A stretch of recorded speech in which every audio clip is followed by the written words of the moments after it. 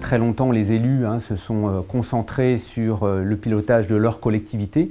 Vu la multiplication aujourd'hui sur le territoire national de ces sociétés, pratiquement 1300 au niveau national, il y avait une volonté forte de transmettre à ces élus, par le biais de la fédération, qu'elle devait prendre à bras-le-corps le pilotage de ces sociétés, parce que derrière les élus créent ces sociétés, mais derrière ça c'est un certain nombre de services qui sont gérés par ces structures, et que l'engagement politique doit être fort. Un élu va souhaiter effectivement que le meilleur service soit rendu, et que pour que ce service soit rendu et soit de qualité, il faut une implication complète de ces élus locaux.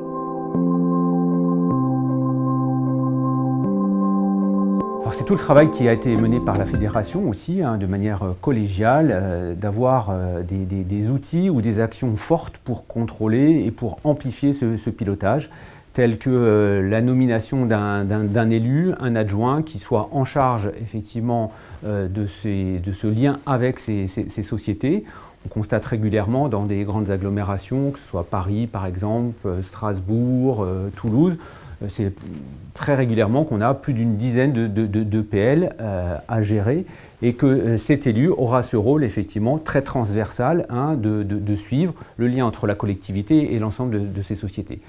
Autre élément important qui a été aussi matérialisé dans le livre blanc, c'est que la collectivité s'empare d'une structure, d'un certain nombre de personnes qualifiées aussi en son sein pour avoir ce lien entre, on va dire, la partie publique qu'on connaît et une gestion publique certes de ces sociétés, mais qui aussi et plutôt, je parle sur la partie finance, on n'est plus en finance publique, on est en finance privée, ce sont des sociétés privées, et là il faut s'entourer effectivement de personnes qualifiées et d'experts. Voilà deux actions très importantes, et puis j'oublierai pas bien entendu la formation des administrateurs qui sont la plupart du temps des élus locaux.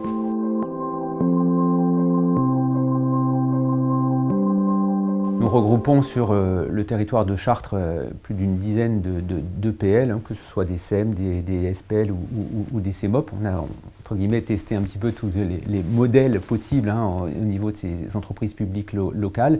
Et nous avons décidé, au fil du temps, d'accentuer ce pilotage et ce contrôle, en mettant en place notamment deux exemples. Une commission d'investissement, où là, les représentants des collectivités, des sociétés et des élus réfléchissent sur la programmation des investissements à court et moyen terme.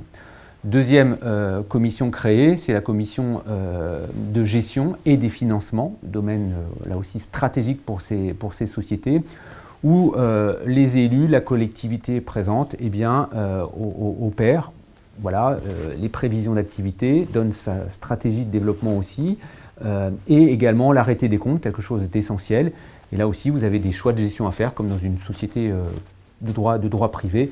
Et bien là aussi, la collectivité, on peut parler par exemple de retour de dividendes, quelque chose d'essentiel pour les administrateurs et les collectivités présentes dans ces sociétés. Il y a une stratégie à adopter. Est-ce qu'on capitalise en fonds propres ou est-ce qu'on distribue des dividendes?